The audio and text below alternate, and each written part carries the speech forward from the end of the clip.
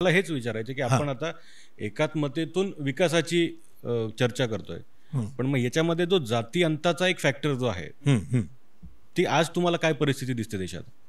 हां, बघा जाती अंताचा जे आहे, जाती अंताला निश्चितपणे वेळ लागणार आहे. म्हणजे वन हॅज टू ॲक्सेप्ट, म्हणजे जे काही वास्तव आहे ते ॲक्सेप्ट केलं पाहिजे. बाबासाहेबांनी ॲनालिशन ऑफ कास्ट म्हणजे जाती निर्मूलन हा शब्द वापरलेला आहे. आणि तो निर्मूलन कसं करायचं, ॲनालिशन ऑफ कास्ट जर त्यांनी लिहिलं त्याच्यामध्ये ते ही जाती व्यवस्था कशी त्याचं निर्मूलन करता येईल ते टप्पे दिलेले आहेत. त्या टप्प्याटप्प्यानं ते होणार आहे. पण मग ती जाती अंत झाला आहे का, म्हणजे जाती संपल्यात का, तर ते अवघड आहे. 2-4 हजार वर्षापासून, हजारो वर्षापासून ही जाती व्यवस्था आहे. आणि ती त्याची जी रचना आहे ती रचना पण इतकी भयानक आहे.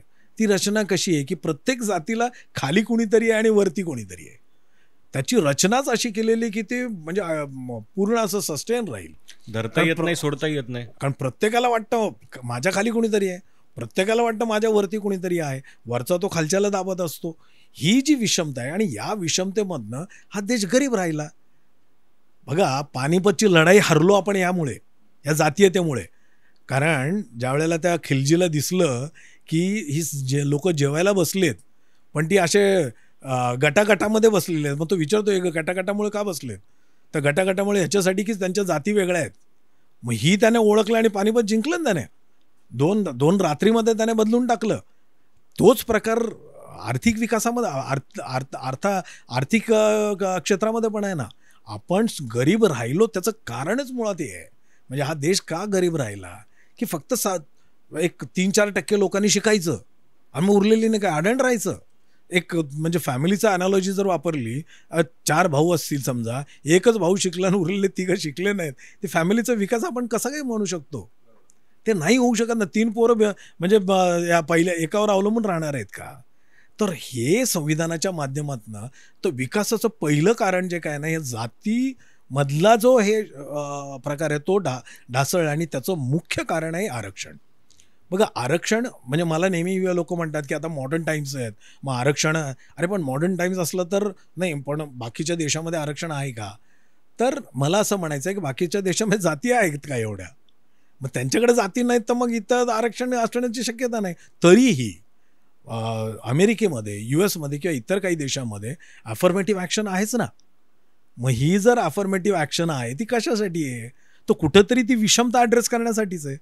मग ह्या आरक्षणामधनं काय झालं, जो गावकुसा बाहेरचा माणूस होता, जो अतिशय म्हणजे मागासलेला होता, आदिवासी होता, त्याला प्रत्येकाला असं वाटायला लागलं की या देशाच्या संविधानामध्ये आणि या देशामध्ये माझ्यासाठी काहीतरी आहे. What is there for me in it?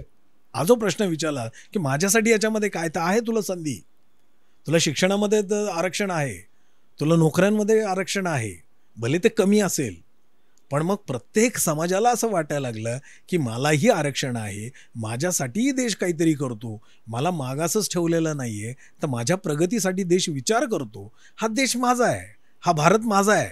आरक्षणाच्या माध्यमातून आपण हे साध्य केलं की प्रत्येक जातीला, मग तो भुरुड असू द्या, तो अतिशय मागासलेला कोणी, भुरुड म्हणजे काय, 0.5% आहे, मायक्रो मायनॉरिटी, मायक्रो याच्यात, त्यालाही कुठंतरी इथं आहे, अरे संधी आहे मला.